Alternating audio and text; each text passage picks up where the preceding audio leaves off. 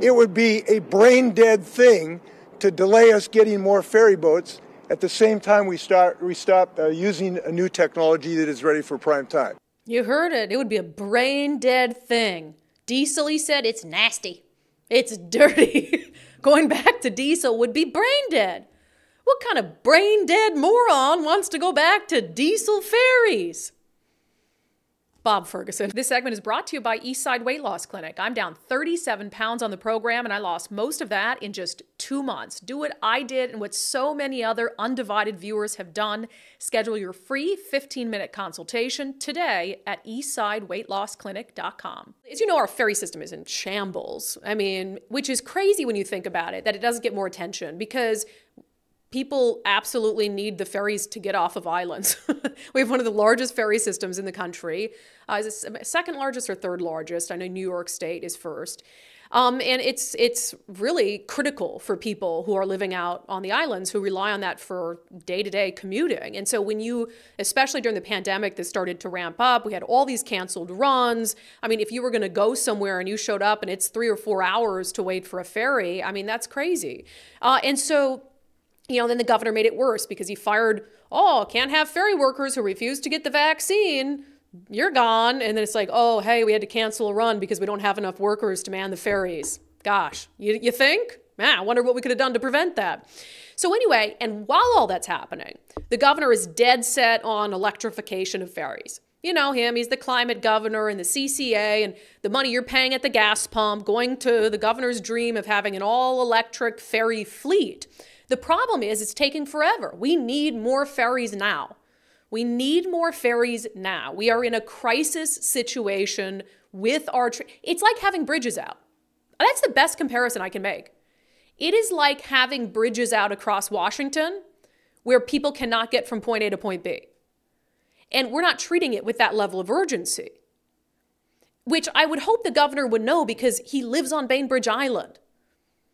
But you better be sure that the governor's ferry run, that ferry's going to run for the governor. So anyway, really quick, just to be factual, the Washington State ferry system is the largest operating public ferry system in the U.S. It's not New York? No. I swear to God. No. Where are you seeing that? I knew that, but I looked it up to make sure. No, Washington State Department of Transportation. Oh, I thought it was number 2. Way to interrupt my story, Nicole, with your facts. Facts. Keep your facts out of here. Keeping it factual. Well, it's not going to be number 1 for long because it barely functions, okay? So anyway, it was Earth Day yesterday, and the governor came out and he was asked about the fact that some people believe that we need to just go ahead and gear up some new diesel ferries so we can get this situation under control and not rely on his pipe dream of ferry electrification. And the governor was pretty mad at that suggestion. We are electrifying our ferry fleet.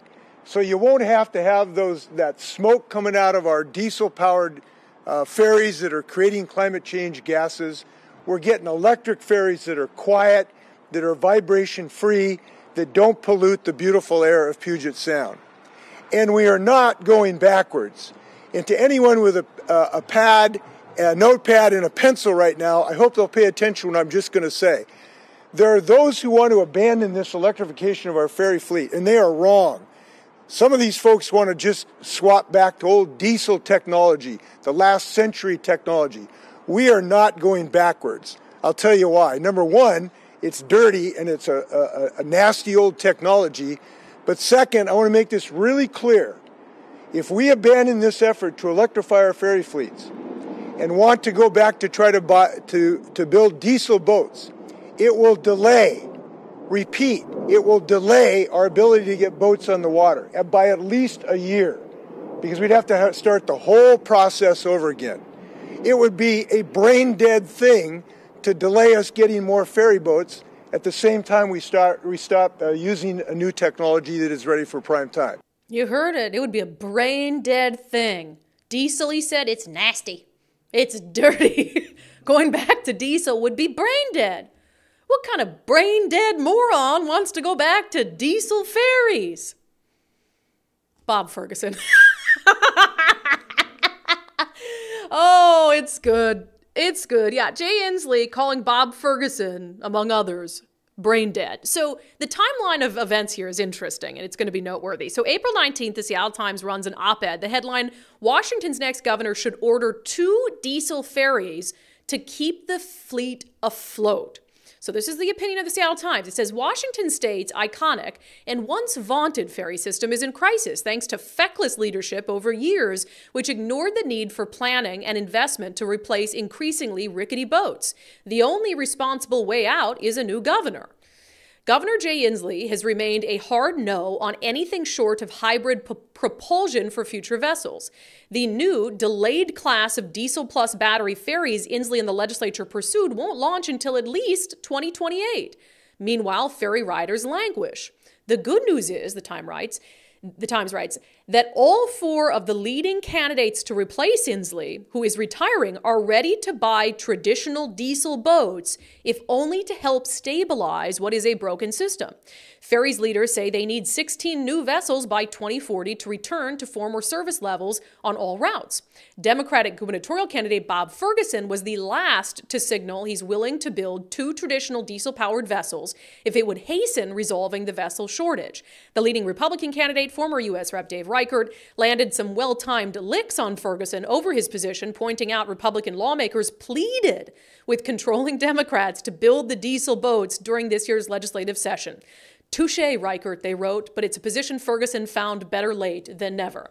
So that comes out on the 19th. Again, dinging the governor, calling him feckless, which I love because it's using the governor's own word against him. Remember, he called leaders feckless for not wanting homelessness housing. So love it. Love the editorial board. We get along fine. That's fine. You guys do a good job. Your newsroom, not so much. But feckless is an excellent choice of words. And then they point out that, hey, all of the candidates currently in the race for governor, Semi Bird, Mark Mullet, Dave Reichert, and Bob Ferguson, would support the idea of fast-tracking some diesel ferries to help us out of this crisis. And then fast forward, it's Monday on Earth Day. So 3 days after that, the governor comes out and said that's a brain-dead idea. So I couldn't help but notice that little dig at Bob Ferguson came, 2-3 days after Bob Ferguson, or no, on the same day. Remember, Bob was on social media celebrating how united the Democratic Party was? After the absolute clown show of the GOP convention over the weekend, Bob was using that to his advantage, saying, well, Washington state Republicans are in disarray. Democrats are united in the governor's race. You better tell your friend Jay Inslee that, because Jay Inslee thinks you're brain dead, Bob Ferguson. That doesn't seem too united to me. That's glorious. I gotta love that. I wonder if he even likes Bob Ferguson. Yeah, Bob's done him some favors, so I would assume. You know what I thought was funny? So I saw it quoted somewhere about this. It might have been in the Washington State Standard. Inslee's office was asked for comment. Like, is the governor he's endorsed Bob Ferguson's campaign. Is he calling him brain dead? And they tried to say, oh, well, the governor was reacting to the Times editorial, not anything Bob Ferguson said. The Times editorial is about wanting diesel ferries. You're saying people who support that idea are brain dead, and so Bob Ferguson supports that idea. So you're calling him brain dead. Mentioned in there as supporting specifically, yeah, you can't get out of that one. So maybe that's the new brain dead Bob. He can't be mad at us for calling him brain dead Bob unless he's mad at the governor too. So there's another one. I like it. Fishy Ferguson. We're gonna make that stick. Sideshow Bob. Brain dead Bob. We are a show called Undivided, so maybe I shouldn't name call people, but we'll make a special exception for Bob Ferguson.